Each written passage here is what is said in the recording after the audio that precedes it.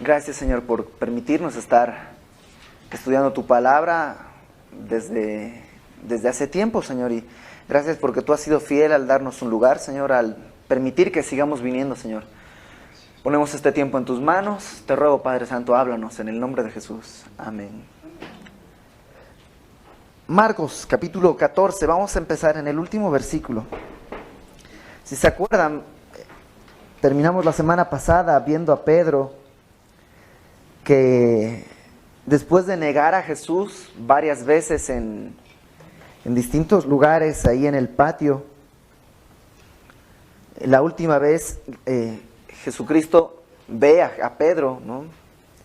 Lo mira a los ojos y Pedro entonces recuerda las palabras que Jesús le había dicho. Jesús le había dicho, me vas a negar, y recuerda eso y dice al final del versículo 14, pensando en esto, lloraba. ¿Y por qué lloraba? Acompáñame a Lucas, capítulo 12.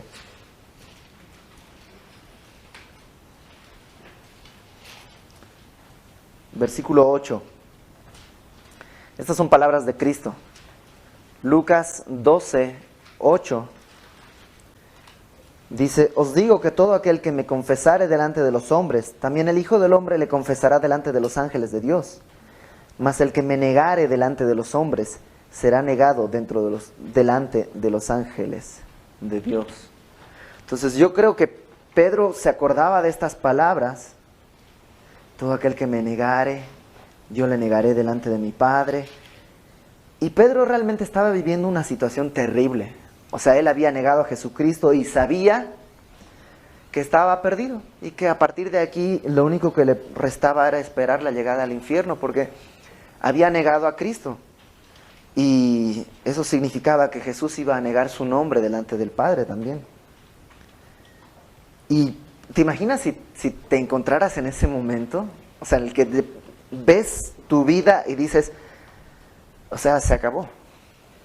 Hice lo que necesitaba para ya apartarme para siempre de Dios.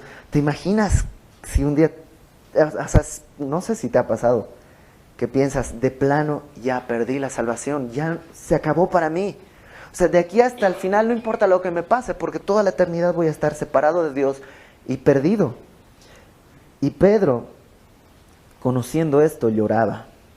Y lloraba, yo me imagino llorando. No sé si alguna vez has hecho algo y de plano la regaste contra alguien y lo lastimaste, o hiciste algo que ya no tiene remedio y llorabas. O sea, yo recuerdo desde niño cosas así. Había una canción, en aquella época no habían discos compactos y no había internet. Hoy en día realmente puedes encontrar lo que quieras. Incluso canciones que tú escuchaste de niño, que ya casi ni te acuerdas, te metes en internet, la buscas y la encuentras, de alguna manera. En esa época no. Y menos en Bolivia, cuando estábamos saliendo de una época muy difícil en la economía, no habían tiendas de discos. Y había una canción de un cantante argentino que se llama Piero, que a mí me gustaba mucho. Y un amigo me prestó el cassette, ¿no? Y me dijo, aquí está, ¿no? La escuché, y yo no tenía para grabar de cassette a cassette. Y otro amigo sí, y le dije, ¿me puedes grabar este cassette? Claro que sí, ¿no? Ah, no, ni siquiera, no tenía para comprar un cassette. Tenía un cassette que tenía un espacio en blanco, entonces me iba a grabar esa canción. Pero mi amigo la hizo al revés. Grabó el cassette blanco en el cassette que estaba grabado. Y cuando llegué a mi casa y quise escuchar mi cassette, no sonaba nada. Y puse el otro y en el lugar donde estaba la canción que quería, quedó en blanco totalmente. Y me sentí perdido, era algo muy valioso para mí. Y yo me acuerdo, tendría 10 años, yo creo, y lloraba en mi cama, o sea, ya no hay vuelta atrás. O sea, en un cassette no es como control Z para recuperar el archivo no, cuando ya se borró para siempre.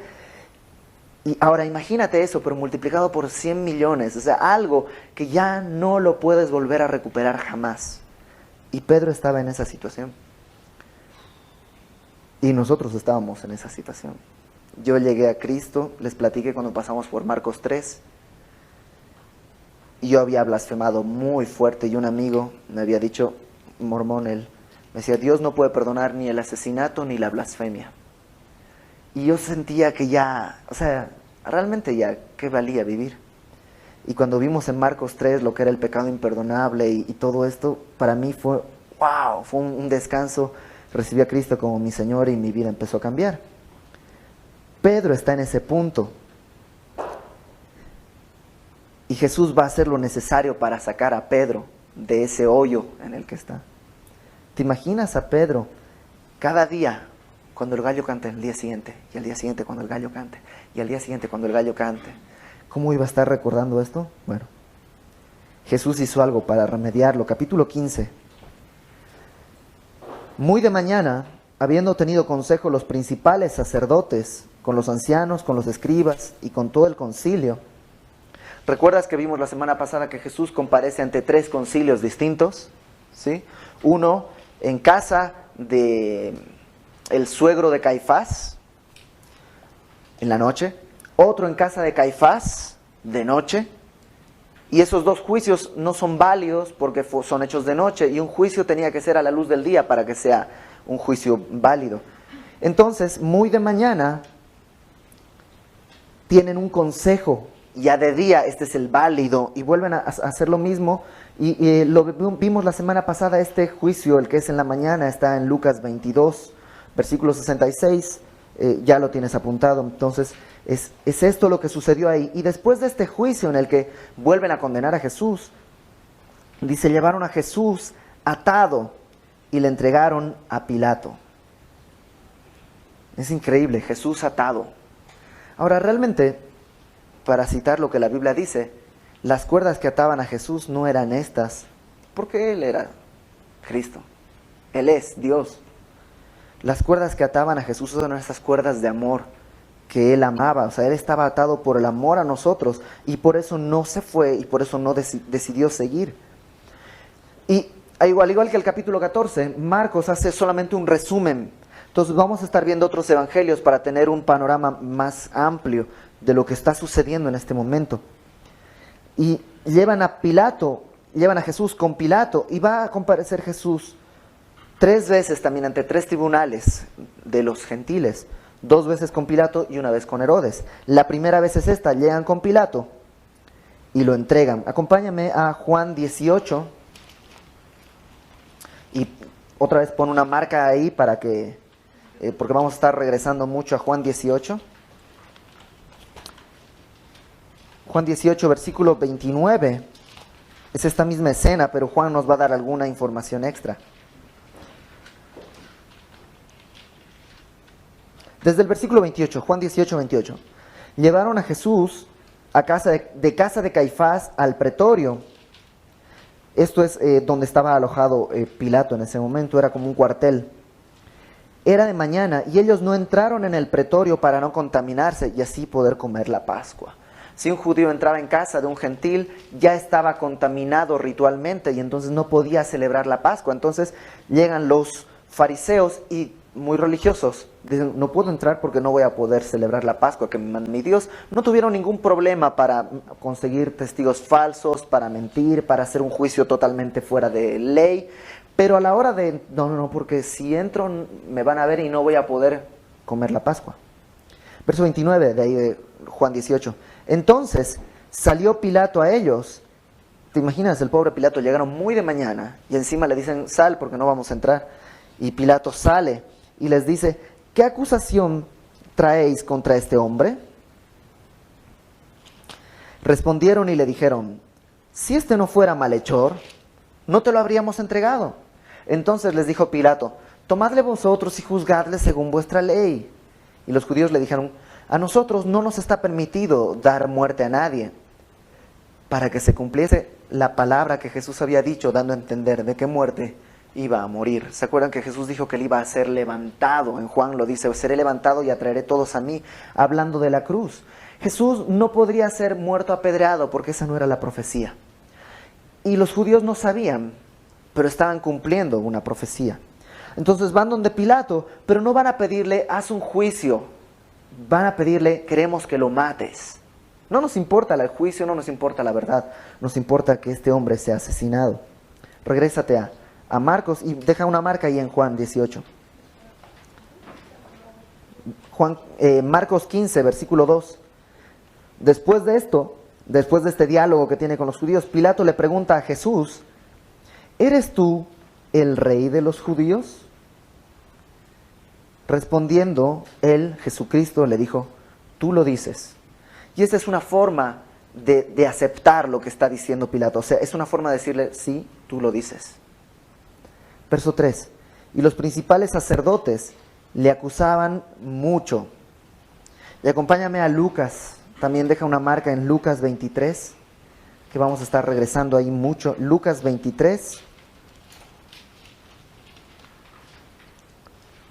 versículo 2. Es misma escena, pero ahora desde el punto de vista de Lucas.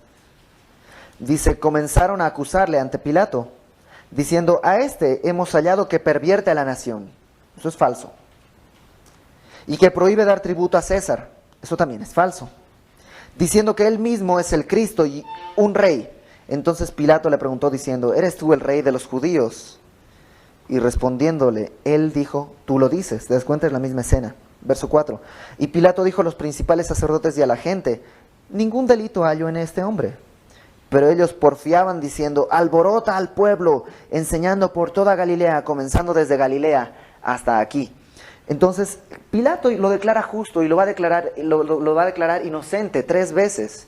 Y ellos empiezan a decirle, desde Galilea él está haciendo una revolución. Verso 6 de ahí de Lucas 23. Entonces Pilato, oyendo decir Galilea, preguntó si el hombre era Galileo. Y al saber que era de la jurisdicción de Herodes, le remitió a Herodes, que en aquellos días también estaba en Jerusalén. Herodes era uno de los tetrarcas, estaba encargado de la región de Galilea, y ese tiempo estaba en Jerusalén. Entonces Pilato dice, pues, ¿sabes qué? Llévenselo a Herodes. Y entonces ahí en Lucas 23 nos dice que cuando llega con Herodes, verso 8, Herodes, viendo a Jesús, se alegró mucho porque hacía tiempo que deseaba verle. ¿Te das cuenta? Herodes quería conocer a Jesús. Porque había oído muchas cosas acerca de él y esperaba ¿qué? Verle, hacer alguna señal. Y le hacía muchas preguntas, pero él nada le respondió. Jesucristo estuvo callado todo el tiempo. Verso 10 ahí de Lucas 23. Y estaban los principales sacerdotes y los escribas acusándole con gran vehemencia.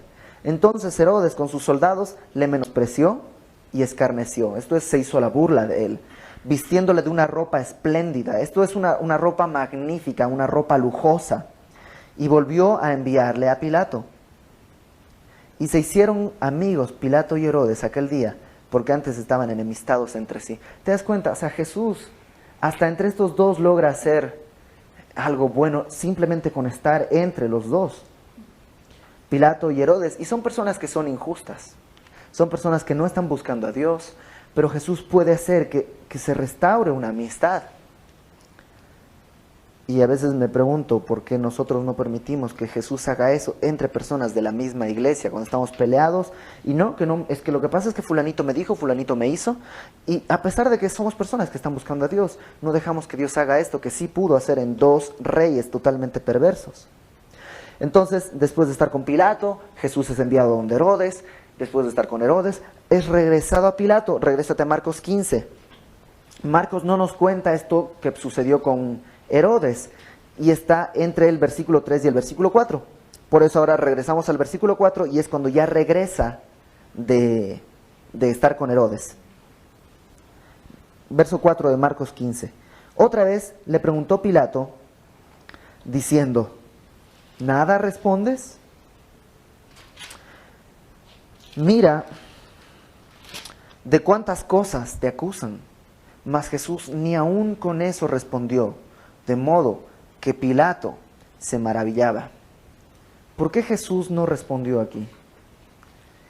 Yo creo que nos da un patrón muy importante a seguir. Jesús sabía que él era inocente. Jesús sabía que Pilato sabía que Jesús era inocente. Porque más adelante, ahí en el versículo 10 de Marcos 15, dice, hablando de Pilato, que conocía que por envidia le habían entregado los principales sacerdotes. Jesús sabía que era inocente Pilato sabía que era inocente y Jesús sabía eso. Entonces es como que dice, ¿por qué voy a hablar? Yo sé que soy inocente, tú sabes que soy inocente, no necesito hablar. Y creo que eso nos da una pauta de conducta. Muchas veces, no sé si tú alguna vez, pero seguramente has sido difamado, alguien ha dicho una mentira sobre ti, alguien ha puesto palabras en tu boca que no son ciertas, y tú empiezas a tratar de ganar la discusión no, pero que me lo diga en mi cara y que ve. Si tú sabes que eres justo, si tú sabes que no hiciste esto, y el que te acusa sabes tú que él sabe que no lo hiciste, deja que Dios te defienda. Tú cállate la boca. En serio. Hace unos años yo tuve que vivir eso y me acusaron de muchas cosas. O sea, realmente me acusaron de todo y tenía enfrente de todos la culpa de todo. Y yo puedo ser muy venenoso. Y tenía en mi mente, en mi boca así, 6 cosas que podía decir para defenderme, y no solo para defenderme, sino para atacar a la persona que me estaba diciendo, y no solo atacar, sino dejarla humillado, o sea, destrozar a esa persona. Pero justo esa época estaba leyendo Salmos, y como David dice, Señor, tú defiéndeme, tú defiéndeme, tú defiéndeme, y en ese momento, mientras yo escuchaba nada más que me decían, eres esto, has hecho esto, has provocado esto. Y yo nada más escuchaba que Jesús me decía, tú cállate, tú cállate. Aguanté todo eso, pedí perdón, y fue el Espíritu Santo realmente, porque en mi carne yo quería saltar a la yugular. Pero hoy, a 3 años de eso, realmente puedo ver que fue lo mejor y lo más sabio que pude haber hecho, porque pude haber abierto más heridas y hoy estaríamos todavía en una época difícil, siendo que ya no es así. Confía en Dios. Si tú sabes que eres justo, si tú sabes que eres inocente, y el que te acusa sabe que eres inocente, tú deja que Dios se encargue de lo demás. Está ahí frente a Pilatos. Acompáñame a Juan 18. Juan 18, otro punto de vista de esta misma escena. Juan 18, versículo 33.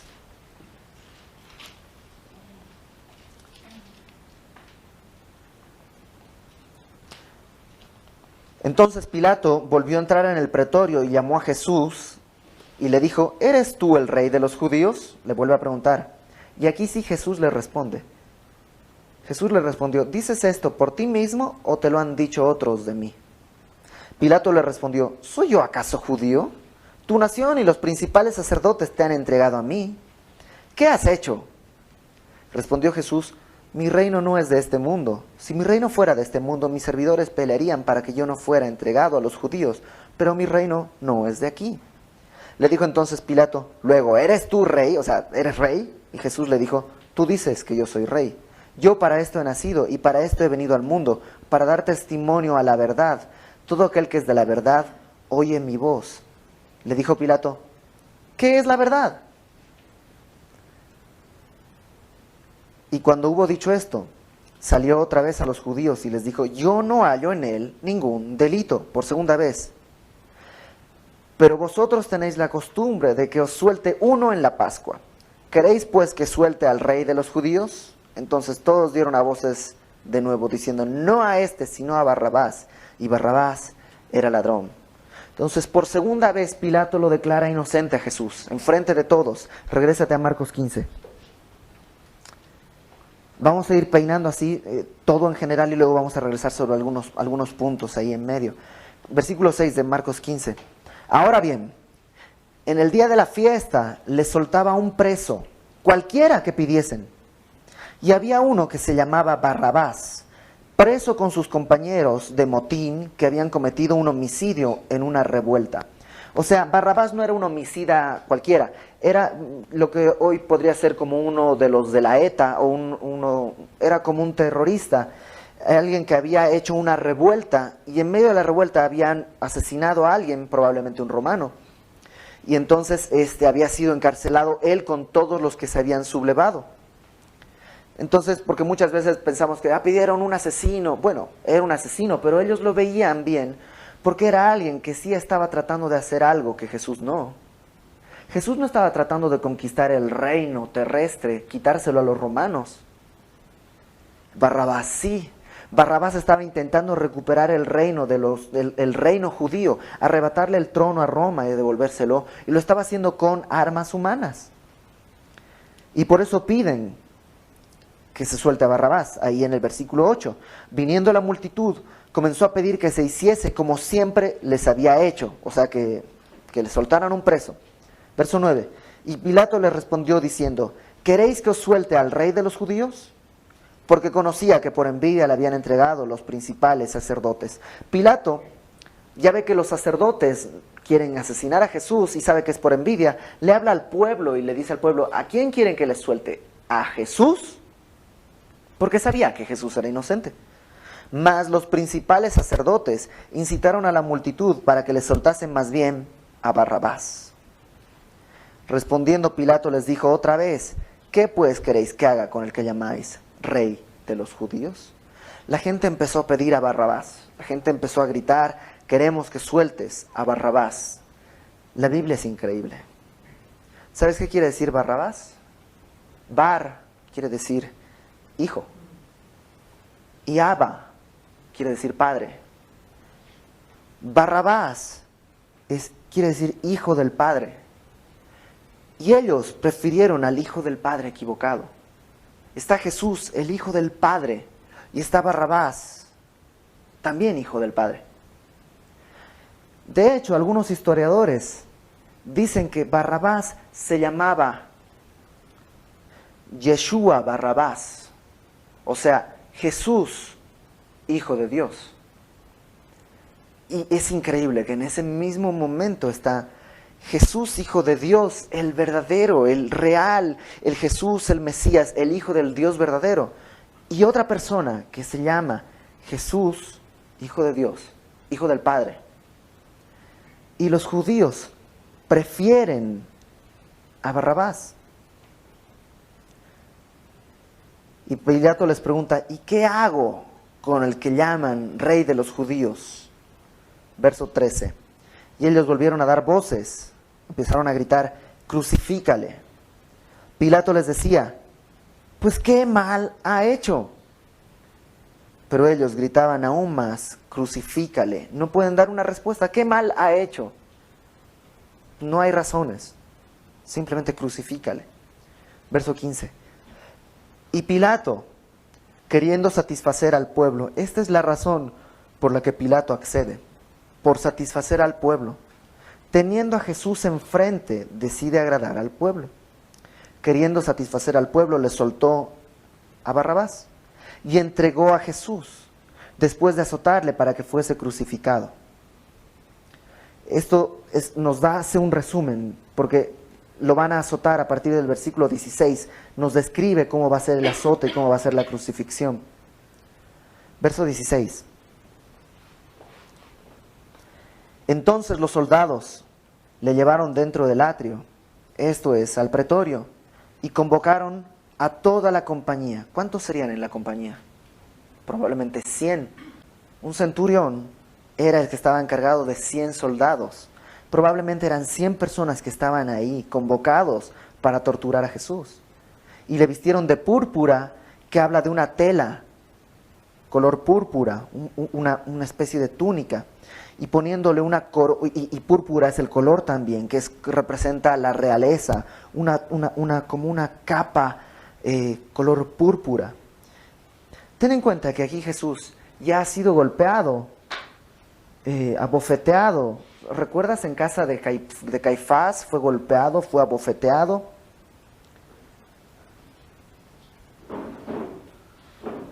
Le vistieron de púrpura y poniéndole una corona tejida de espinas, comenzaron a saludarle: ¡salve, rey de los judíos! Y le golpeaban en la cabeza con una caña, y le escupían, y puestos de rodillas le hacían reverencias. Se burlaban de él. ¿Qué manera de burlarse? Le hicieron una corona de espinas, y se la clavaron, se la pusieron en la cabeza. Y la Biblia es impresionante. En Génesis capítulo 3, cuando Adán cae en pecado, y Eva también ha caído en pecado, y viene Dios y le dice a Eva, a Adán le dice, ¿qué hiciste?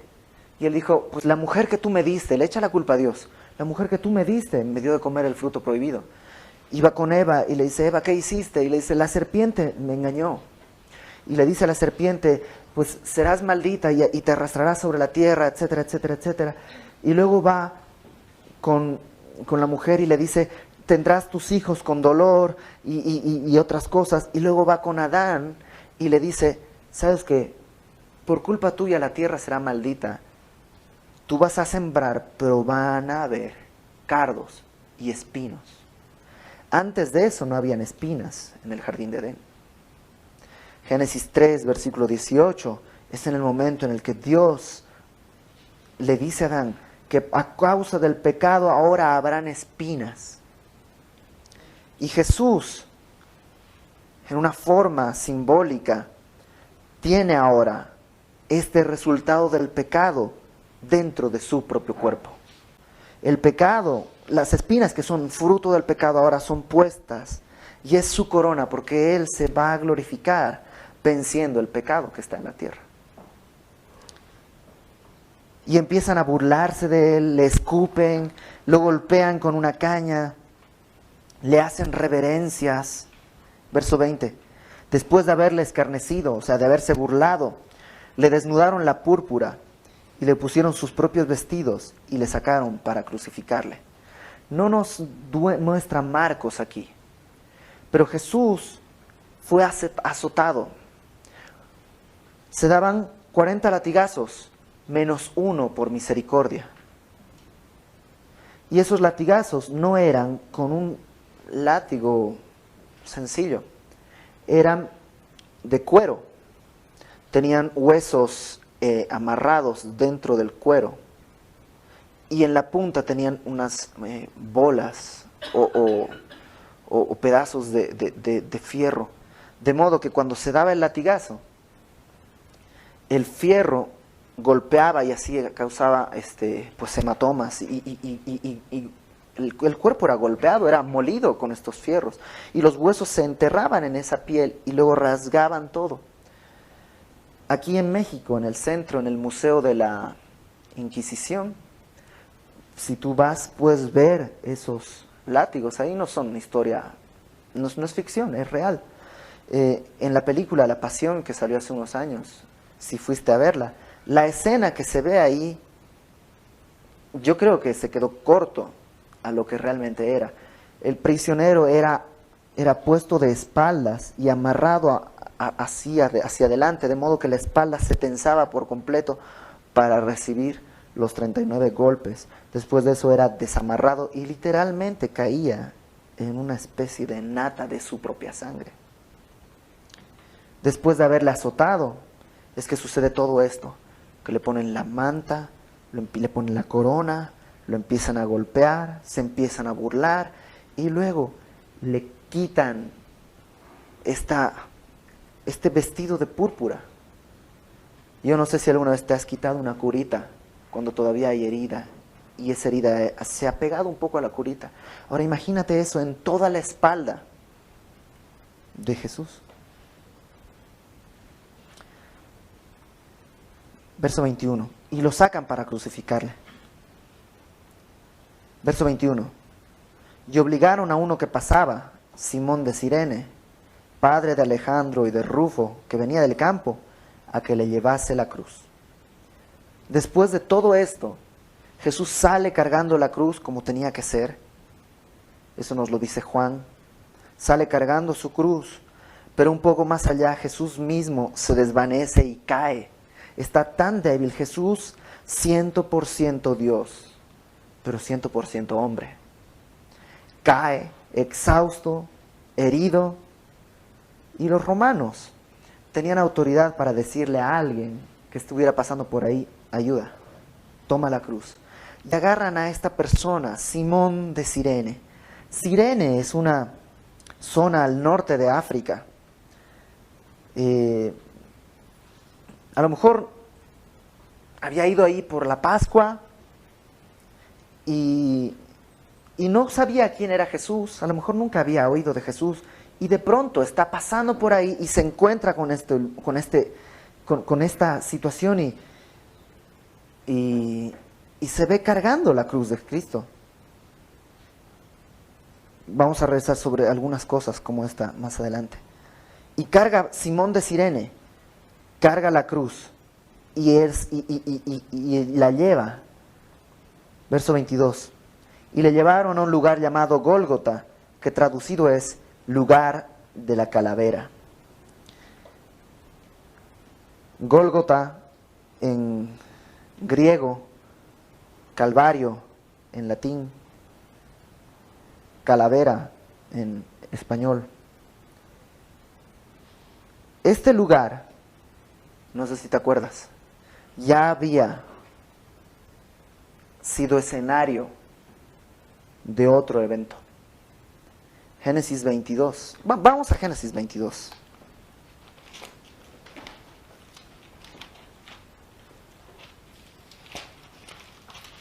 Génesis 22. Aconteció después de estas cosas que probó Dios a Abraham y le dijo: Abraham, y él respondió: heme aquí. Y le dice Dios a Abraham: toma ahora tu hijo, tu único Isaac, a quien amas, y vete a tierra de Moria. Tierra de Moria, este lugar es el mismo lugar que más adelante se va a llamar Gólgota. Y ofrécelo allí en holocausto. Dios le está diciendo: Abraham, lleva a tu hijo y ofrécelo en holocausto sobre uno de los montes que yo te diré. Y Abraham se levantó muy temprano. Se levantó muy de mañana y enalbardó su asno y tomó consigo 2 siervos suyos y a Isaac, su hijo, y cortó leña para el holocausto. Y se levantó y fue al lugar que Dios le dijo. Este capítulo, Génesis 22, es la primera vez que aparece la palabra amor en alguna de sus conjugaciones. En el versículo 2, toma ahora tu hijo, tu único, Isaac, a quien amas. Es la primera vez que aparece la palabra amor en la Biblia. ¿Y cuál es el contexto en el que aparece? No aparece en un contexto romántico de hombre-mujer, sino en el contexto de un padre que está yendo a sacrificar a su hijo. Verso 4. Al tercer día, alzó Abraham sus ojos y vio el lugar de lejos. Entonces dijo Abraham a sus siervos: esperad aquí con el asno, y yo y el muchacho iremos hasta allí y adoraremos, y volveremos a vosotros. Y tomó Abraham la leña del holocausto, estas maderas, y las puso ¿sobre quién? Sobre Isaac, su hijo. La misma escena que está sucediendo en el Calvario había sucedido aquí. Un padre yendo a entregar a su hijo. Jesús salió cargando la cruz. Abraham pone las leñas sobre Isaac. Isaac está cargando el leño que va a ser donde va a ser sacrificado. Y Abraham, tomó en su mano el fuego y el cuchillo, y fueron ambos juntos. Entonces habló Isaac a Abraham su padre, y dijo: Padre mío. Y él respondió: heme aquí. Y él dijo: he aquí el fuego y la leña, mas ¿dónde está el cordero para el holocausto? Y respondió Abraham: Dios se proveerá de cordero para el holocausto, hijo mío. Y si tú tienes una Reina Valera 95, tristemente la versión 95 y las posteriores, de un plumazo quitaron algo que es importantísimo. No dice ahí: Dios proveerá un cordero para el holocausto, sino dice: Dios se proveerá de cordero para el holocausto. Y eso se está cumpliendo aquí en Marcos 15, donde estamos, que también está un padre yendo a entregar a su hijo, que va cargando el instrumento por el cual va a ser sacrificado. Pero ahora, recuerdas que en Génesis 22 Dios le dice a Abraham: no extiendas tu mano sobre el niño, sobre el muchacho, porque sé que me temes, sé que me amas. Entonces, pues, voltearon y vieron que un carnero, no un cordero. El cordero recién está siendo suplido aquí en Marcos 15. Y en Marcos 15 Jesús es el Cordero de Dios que quita el pecado del mundo yendo a ser crucificado. Ahí, en Gólgota, en el lugar de la calavera. Marcos 15, verso 23. Y le dieron a beber, ya está crucificado. La crucifixión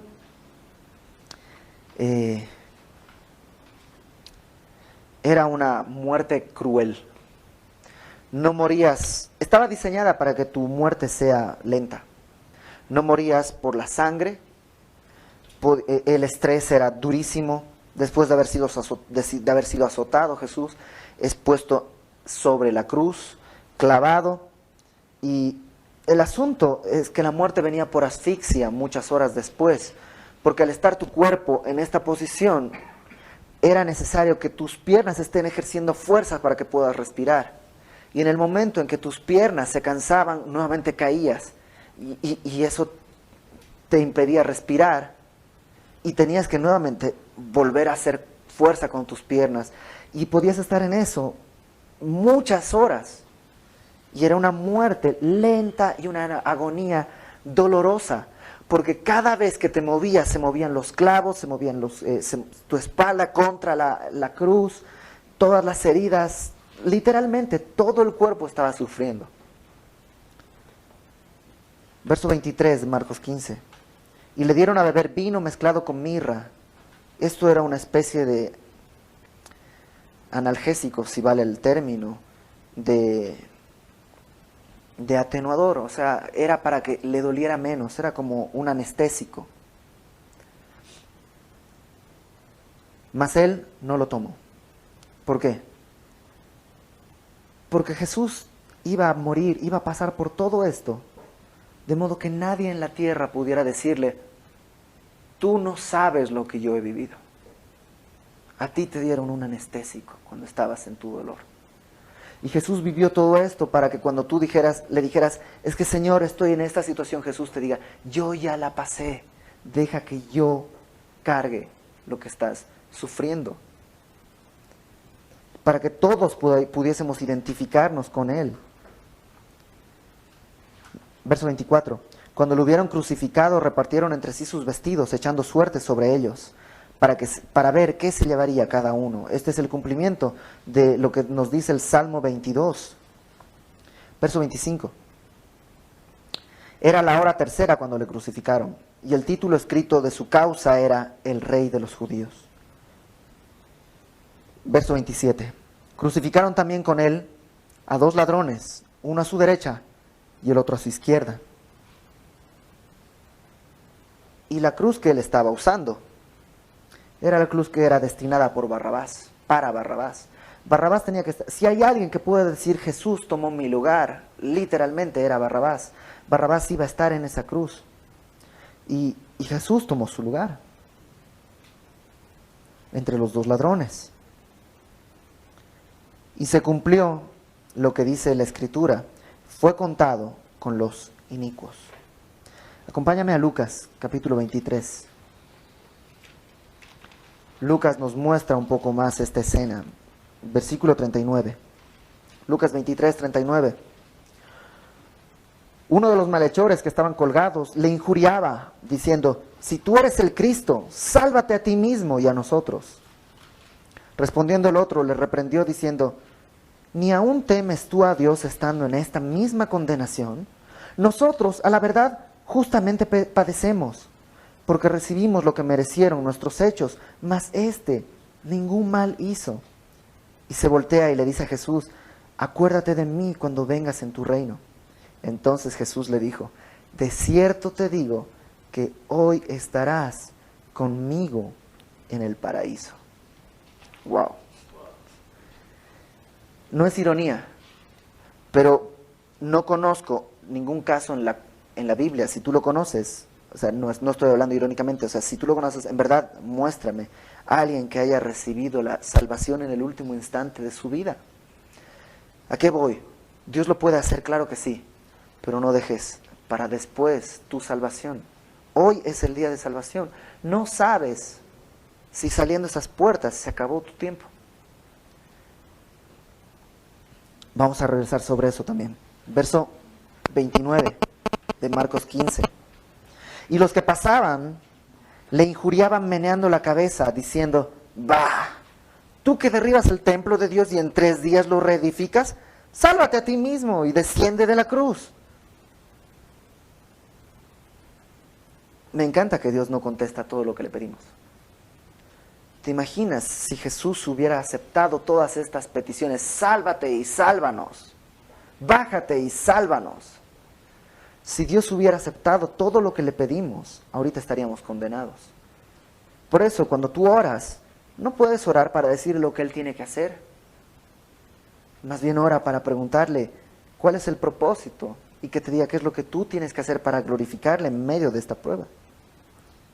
Verso 31.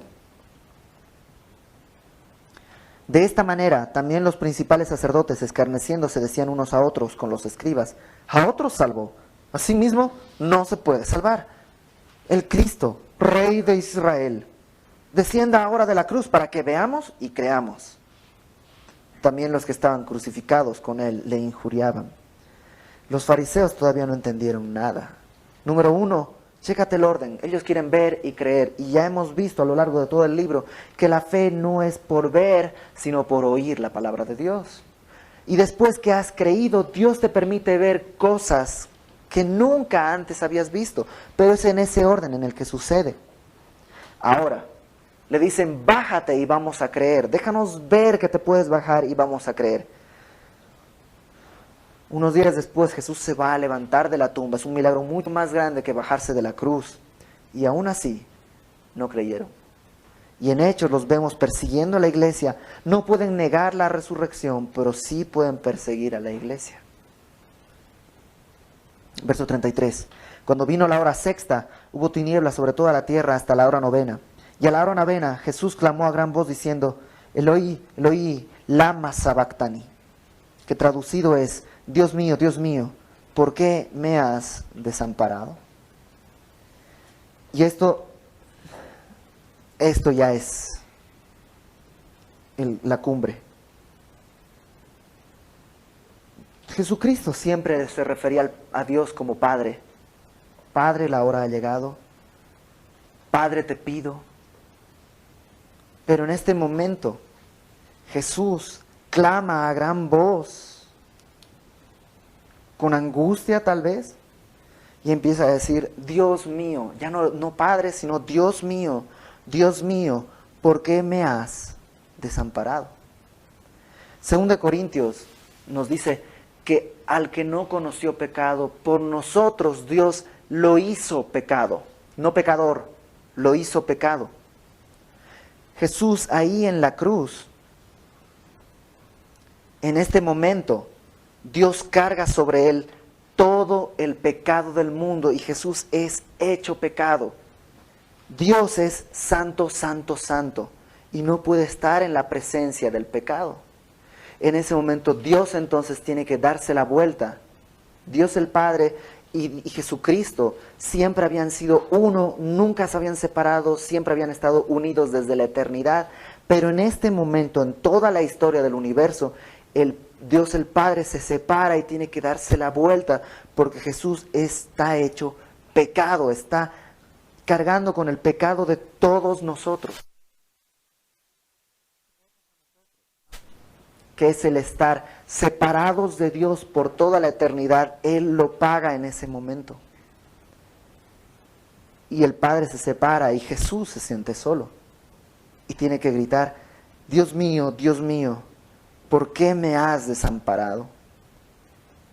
Ahora no creo que esté gritando solamente de desesperación, sino está marcando que en este momento está sucediendo esto, para testimonio de todos los que estaban ahí. Verso 35. Y algunos de los que estaban allí decían al oírlo, mirad, llama a Elías. Y corrió uno, y empapando una esponja en vinagre, esto era algo para hidratarlo, y poniéndole en una caña le dio a beber, diciendo, dejad, veamos si viene Elías a bajarle. Mas Jesús, dando una gran voz, expiró. Me encanta, Jesús dijo, nadie me quita la vida, yo de mí mismo la pongo, tengo poder para ponerla y para volverla a tomar. Jesús es Dios. Jesús determinó el momento exacto en el que tenía que morir. O sea, no murió porque se desangró, no murió por eso, decidió entregar su vida. Él es Dios, Él decidió, ninguno de nosotros puede decidir cuándo morir. Incluso si te pegas un tiro, no decides si vas a morir. Pero Jesús sí, Él puso su vida, Él decidió morir en este momento. Acompáñame por favor a Juan 19.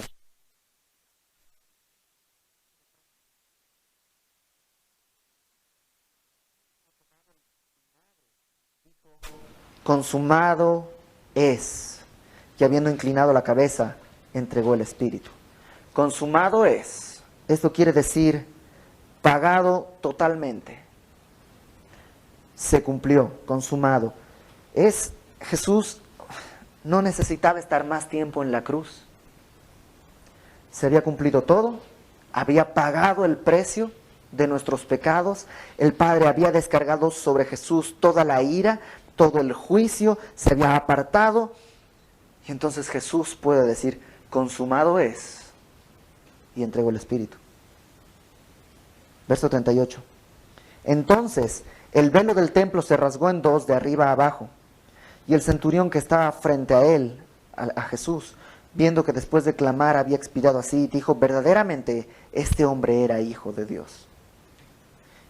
Dos cosas. El velo no era, yo antes pensaba que el velo era como una tela de tul, así, bien bonita. No, era como una alfombra gruesa, hecha de varias capas, el velo del templo. Y ese velo que separaba, en el templo teníamos el lugar santo, que era donde podían entrar los sacerdotes, el velo, y detrás del velo estaba el lugar santísimo, donde solo podía entrar el sumo sacerdote una vez al año. Detrás del velo, en el tabernáculo y en el templo de Salomón, estaba el arca de la alianza, el arca del pacto, esa arca que tenía en la tapa dos querubines. Y dentro del arca estaban las tablas de la ley, estaba una jarra con maná del desierto y estaba la vara de Aarón que había reverdecido. Y el sumo sacerdote entraba hasta donde estaba el arca con la sangre para pagar los pecados de todo el pueblo, y rociaba la sangre sobre el propiciatorio, que era la tapa del arca. Hebreos nos dice que Jesús entró al templo, no a este hecho de manos, sino al verdadero que está en el cielo. Cuando está Moisés haciendo los planos para el templo, Dios le muestra el templo del cielo y le dice, haz las cosas como las estás viendo. Y lo que vemos aquí es como una maqueta de lo que está en el cielo.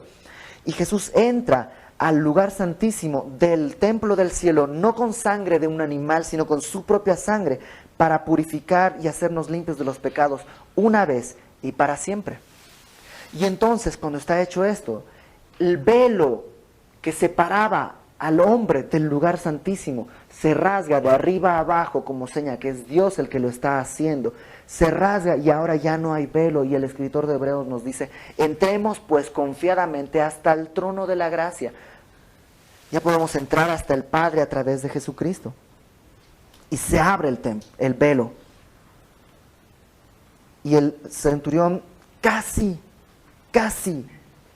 acierta, porque dice, este hombre era hijo de Dios, cuando ese hombre es, porque está vivo, ahora está vivo. Verso 40. También había algunas mujeres mirando de lejos, entre las cuales estaban María Magdalena, María la madre de Jacobo el menor y de José, y Salomé, quienes cuando él estaba en Galilea le seguían y le servían, y otras muchas que habían subido con él a Jerusalén. Cuando llegó la noche, porque era la preparación, es decir, víspera del día de reposo, o sea, recuerdas que el día de reposo no inicia el sábado, sino el viernes en la noche. Viernes en la tarde, al caer el sol, inicia el sábado para los judíos. José de Arimatea, miembro noble del concilio, o sea, era uno de los fariseos, que también esperaba el reino de Dios, vino y entró osadamente a Pilato y pidió el cuerpo de Jesús. Pilato se sorprendió de que ya hubiese muerto y haciendo venir al centurión le preguntó si ya estaba muerto.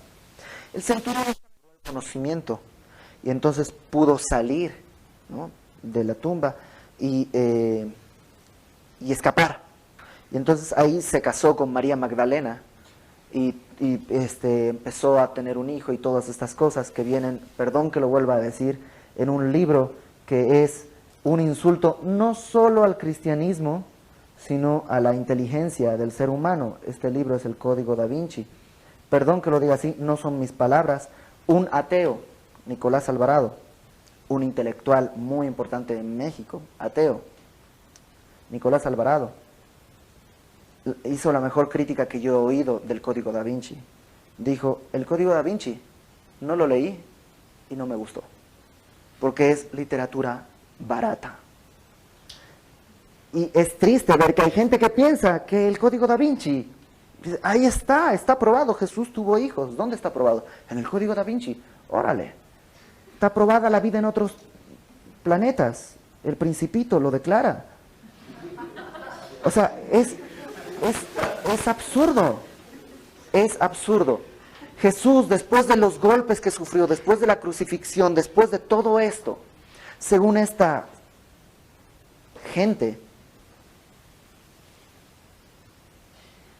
en la tumba, en el frío de la tumba, después de estar envuelto en especies aromáticas, despertó 3 días o 2 días, sin agua ni comida. Se levantó, se desenvolvió de esas mantas, las dobló, salió, movió una piedra, él solo, que pesaba varias toneladas, peleó contra los centuriones y los soldados que estaban guardando la tumba, y luego fue y se casó con María Magdalena. O sea, no insultes mi inteligencia.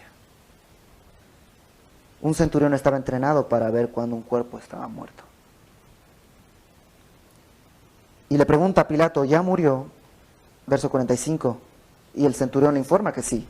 E informado por el centurión, dio el cuerpo a José, el cual compró una sábana y quitándolo, lo envolvió en la sábana y lo puso en el sepulcro que estaba cavado en una peña, e hizo rodar una piedra a la entrada del sepulcro. Y María Magdalena y María, madre de José, miraban dónde lo ponían.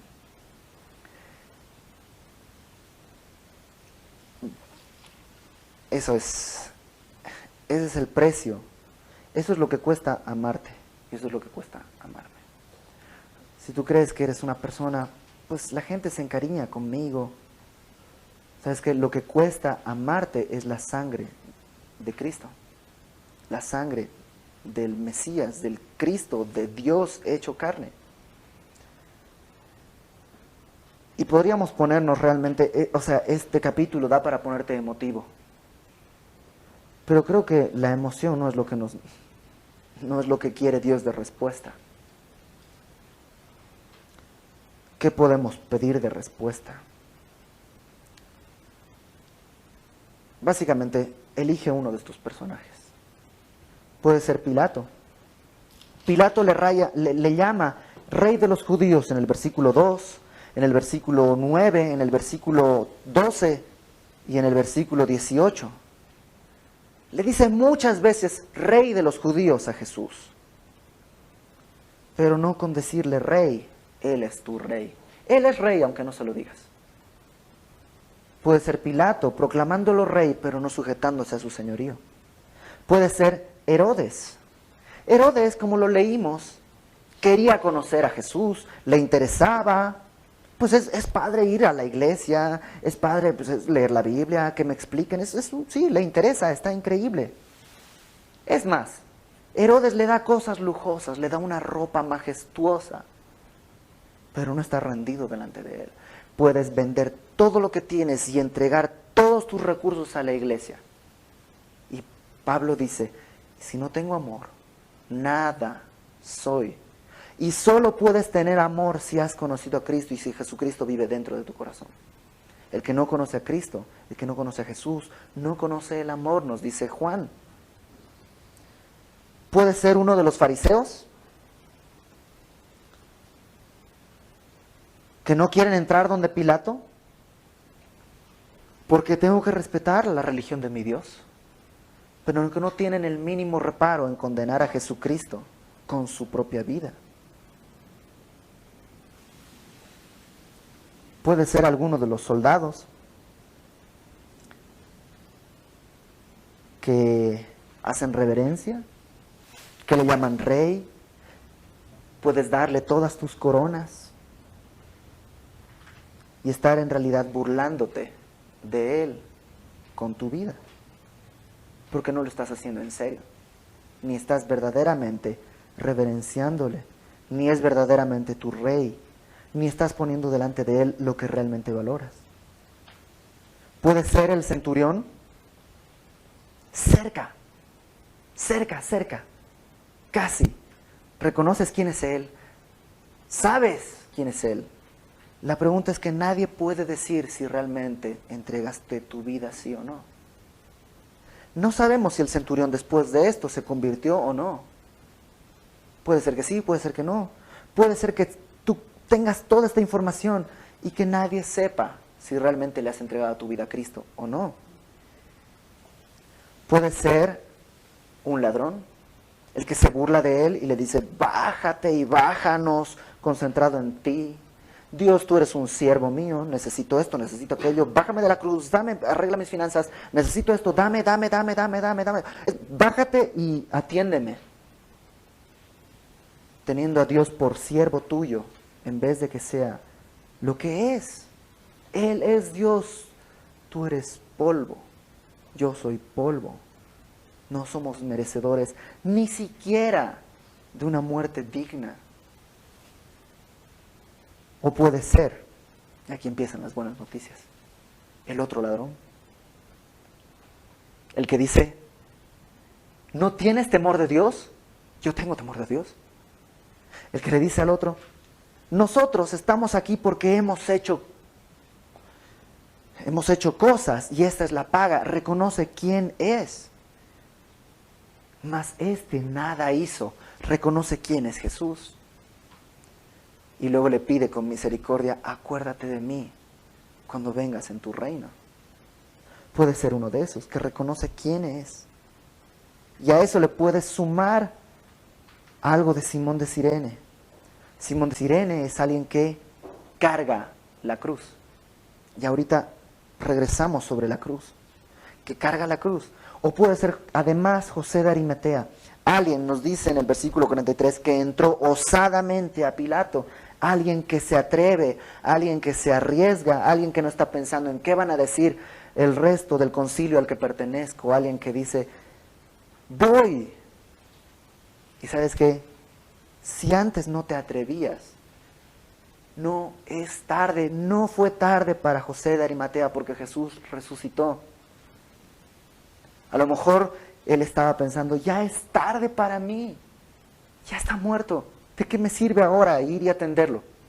No es tarde, no es tarde para atreverte y hacerlo. Y puedes ser además como Jesús. Si tú estás ahorita en problemas, si ahorita estás viviendo en una etapa que tienes conflictos, toma la actitud de Cristo. Número 1, cállate. Deja que Dios te defienda. Deja que Dios tome el control de lo que estés viviendo. Número 2, ¿por qué Jesús se desplomó y tuvieron que ponerle la cruz sobre Simón de Cirene? No te causa así, ¿por qué? ¿Qué pasó? En la Biblia nada es coincidencia. Yo creo que Jesús nos estaba poniendo un ejemplo. ¿Qué es lo que tienes que hacer? Tomar la cruz no es azotarte, no es angustiarte. Eso no es tomar la cruz. Tomar la cruz es dejar que la cruz haga lo mismo que hizo en Cristo. La cruz en tu vida, en mi vida, cuando realmente entiendes de qué tamaño es la gracia de Dios y entiendes el tamaño de tu pecado, entonces puedes cargar la cruz y esa cruz te aplasta. Y el problema que tú estás viviendo tiene una solución. Cuando sientes que ya no puedes y tienes que decirle a otra persona, lleva tú mis cargas. Y creo que Jesús nos está poniendo un ejemplo en el que tienes que llegar, o sea, si estás en algún problema, confía en Dios, espera en Dios, pero además de eso, deja de hacerte el valiente. Yo puedo. La cruz, deja que te aplaste. Eso es cargar tu cruz. Reconocer, no puedo ni un paso más. Y Jesús dice, toma mi yugo. Mi yugo. Es fácil. Mi carga es ligera. Tu cruz es muy pesada. Yo voy a llevar tu cruz. Tú ponte mi yugo y lleva mi carga. Creo que Jesús nos está dando ejemplo a la vida diaria. Confía en Él. Humíllate, deja que la cruz te humille. Y por último, en la cruz, Jesús podía haber estado agonizando por 15 horas, pero sabía que tenía que morir. Y nosotros sabemos que tenemos que morir. Y tú decides, es así, es tu decisión, cuándo morir a ti mismo, a tus deseos, a tus planes, a tu vida. Jesús dijo, el que busque su vida, la va a perder. Pero el que la pierda por causa de mí, ese la ganará. Tú decides, puedes decir, ok, Señor, entrego mi vida y decidir morir hoy, o mantenerte en la agonía por 1 año, 2 años, 3 años, lo que tú quieras. Tú decides. ¿Cuándo vas a dejar de sufrir realmente el día que tú decidas morir, el instante que tú decidas decir, Señor, entrego mi vida a ti? Para terminar, acompáñame a Isaías 53.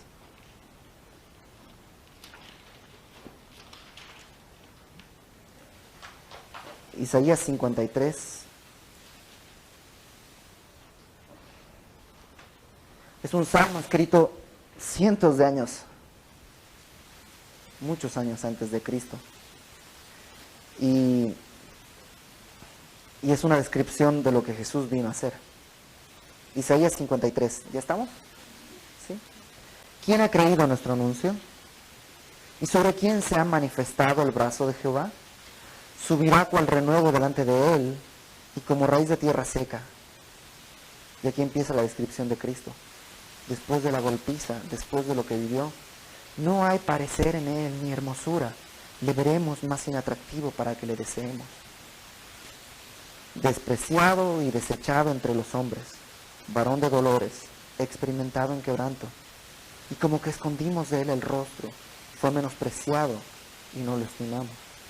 Ciertamente, llevó a él nuestras enfermedades y sufrió nuestros dolores. Y nosotros le tuvimos por azotado, por herido de Dios y abatido. Mas él herido fue por nuestras rebeliones, molido por nuestros pecados.